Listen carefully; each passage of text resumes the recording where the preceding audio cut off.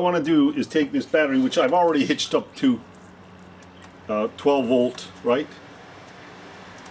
So that it can go on a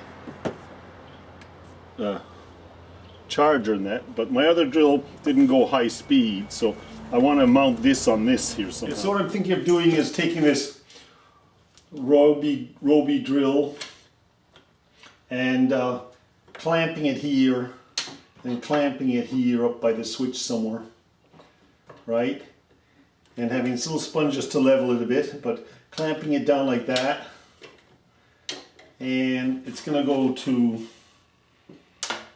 either my battery charger or maybe later a converter, but I want to get this set up so I can test it like this, clamped down, and make it a wire brush holder for various wire brushes and sanding units I can stick in here and run them. I don't know whether I'll take the switch and hold it in or whether I'll put something there to adjust it yet, so I'll work on that later. So first of all, I made got these two old shelf brackets that were laying around. I'm going to make a hole up in this one here, and I'm going to put basically a piece of clothes hanger through like this and bend it up and then bring it down and drill it down here, and we'll just see if it works first before we go any further.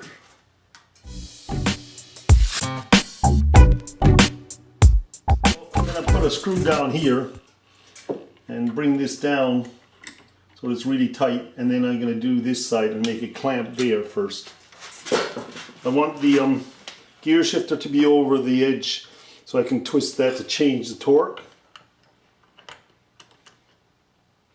I want to do this in a kind of a, there's a magnet there on the drill, in a manner that makes it easy for others to do it. So there we go, how's that?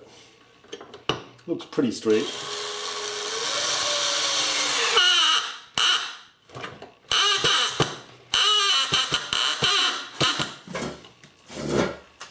As you can see, my bracket's lifted up now, which is exactly what I wanted. I want pressure on this here. So I'm just going to bend this up and make a hook out of it.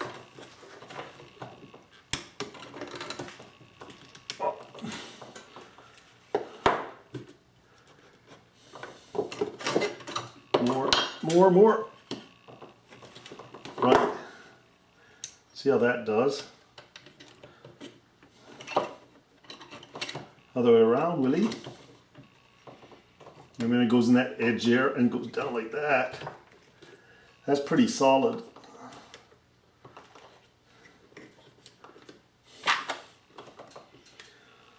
Okay, we're going to put one on this side now.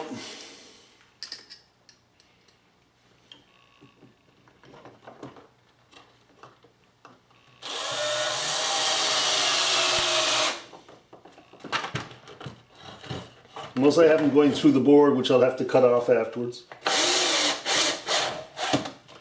I want that to stay straight. There we go. A little messy.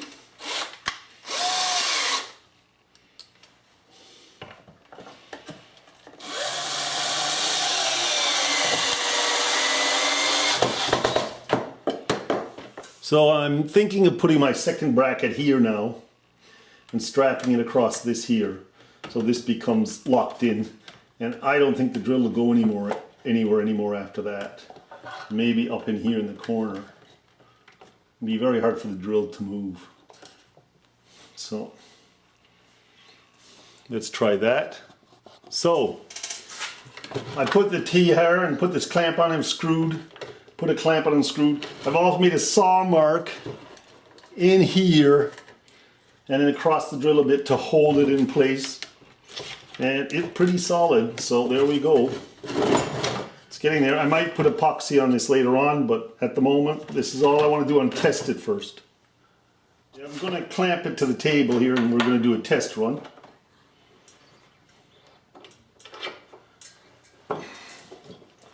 I have the 12 volt cable already wired in to the contacts, which I've shown on other. The two wires are, the power's onto the battery charger is at 12 volts, 6 amps, Here are the two connectors clipped on to my drill. My drill is unlocked for some reason. Now the only thing is to get that button back up. Oh, there we go. Okay, that's low at the moment. We will need some kind of a clip on this later on. Yeah, so I have the wire, the switch pressed in with this garden wire. And I'm just, there she is, running again. I have gloves on, which is a safety thing.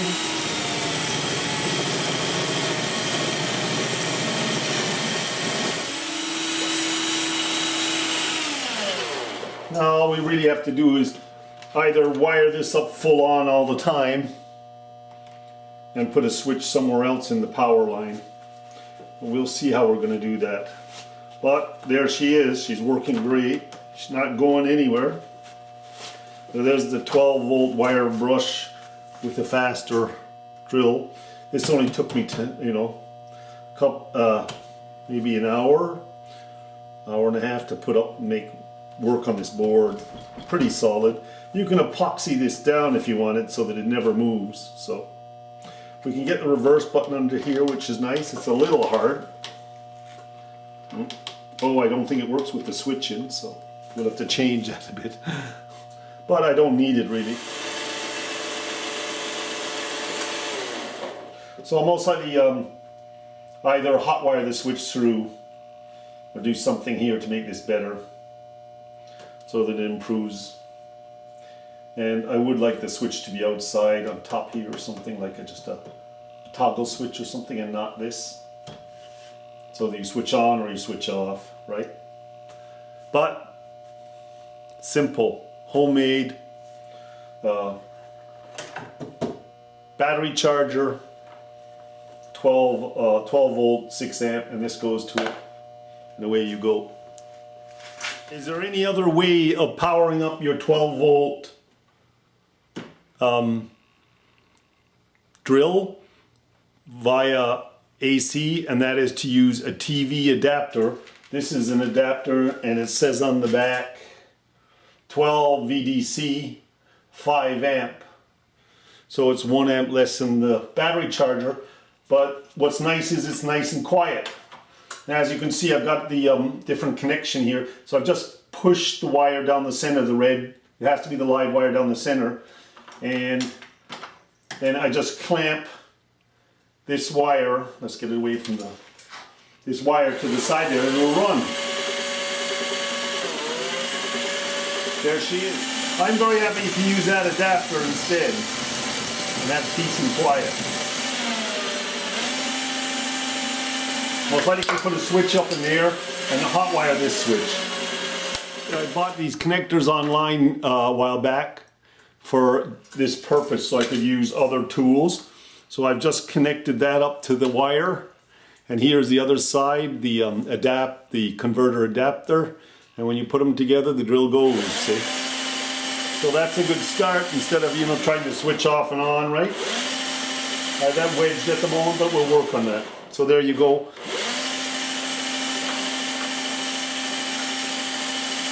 Getting better. Hi there. We finished our Roby 12 volt drill, and I took the TV adapter instead of the battery charger and hitched it up. It's a 12 VDC 5 amp. It's 1 amp lower than the battery charger, but it's lovely and quiet, which is lovely. I put a pin through the switch on the drill so that it's fixed at the full position. There you can see the pin I put in through the drill, the trigger switch, so that it stays on all the time. All I do is press in the switch fully and drill a little hole and stick a nail through it. Cut off the top, the back, the pointy part of the nail, and just put it in as a pin. And it keeps your drill running all the time. And there's the shelf bracket, and I left this a little bit off the board by about 1 inch, and then screwed it down real tightly. So, and then I screwed it down real tightly so there's pressure on the two wires. Let's just see here, there we go.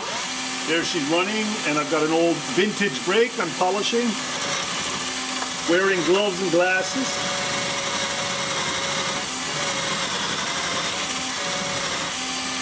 And you know, it's doing a very nice job of this. You can get the rust in here I'm getting rid of. So it's doing a lovely job of that. What's the advantages of this? You can put this on low and take out your wire brush, and you can put in another unit, something else. Let's just put this in for a sec. And there you've got something else that you can use. And it's a wood sander. You can fire her up. Oh, let's put her on high speed. That's a bit low. I don't want to change the gear when it's running, it's bad for it. There you go, look.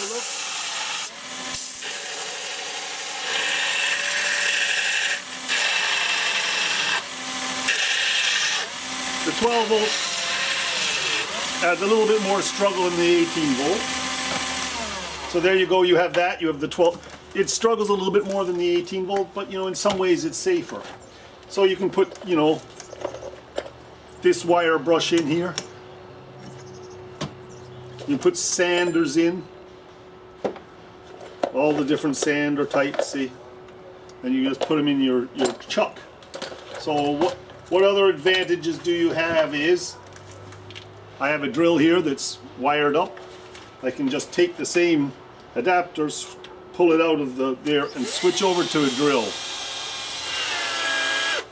right?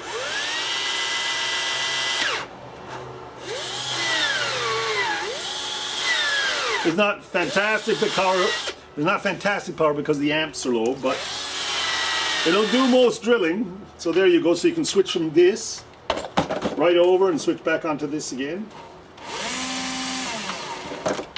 There are other advantages if you're doing antique parts, which I'm just going to show you. Is it on fat? It doesn't matter. You can take a screw here and put it in here, right? Clamp it. And you take a little emery and you just hold it on the end.